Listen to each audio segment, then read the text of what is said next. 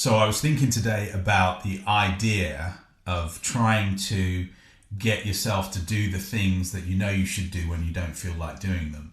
And we all have that situation many times, you know, probably through the week, given the things that we have to do, the things that we have obligations to execute. But, you know, readiness is not a precondition of action. It's a consequence of it. If you think about it, the swimmer doesn't feel ready for cold water while they're standing on the bank.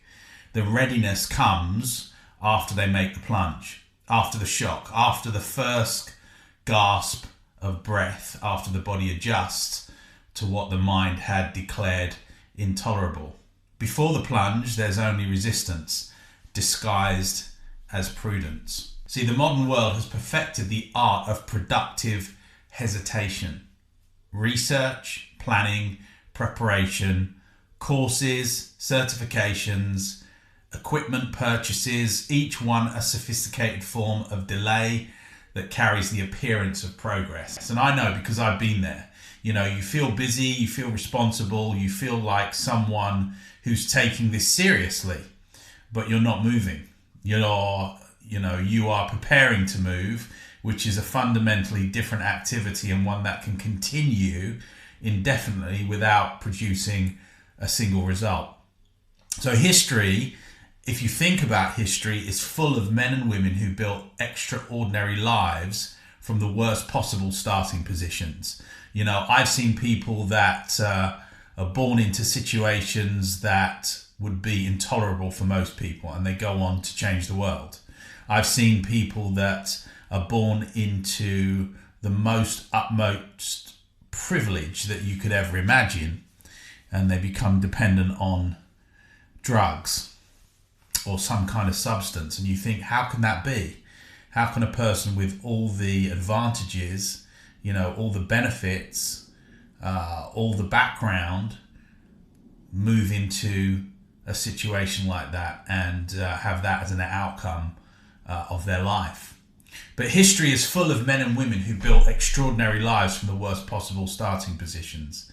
They didn't wait for favourable conditions to begin. They began inside the worst conditions imaginable. And the conditions bent around their will, literally. Circumstance is never an invitation to act.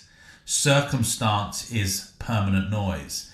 The signal, the only signal that matters, comes from within, and it sounds not like readiness, but like obligation. I'm not prepared, but I must, regardless. There's a particular courage required to act before the internal conditions are favourable, and it's unglamorous courage. It doesn't feel like bravery. It doesn't feel like foolishness, like recklessness, like expressing yourself to failure before you have built adequate defences. But this is precisely the courage that separates those who transform from those who merely intend to. So my condition or my charge for you today is this: move now. Not when you're ready, not when the timing is perfect, not when the fear subsides. The fear's not going to subside. It will be overwritten, but only by action, never by waiting, never by contemplation. The first step taken in uncertainty is worth more than 1,000 imagined in comfort. So, parting words are these. Readiness is the final lie the mind tells itself before surrender. The warrior doesn't feel ready, but he moves regardless. Feeling follows action. It has never once preceded it. Move before you're ready. All right, till next time. Ben Benson, Performance Capability. I'll see you soon.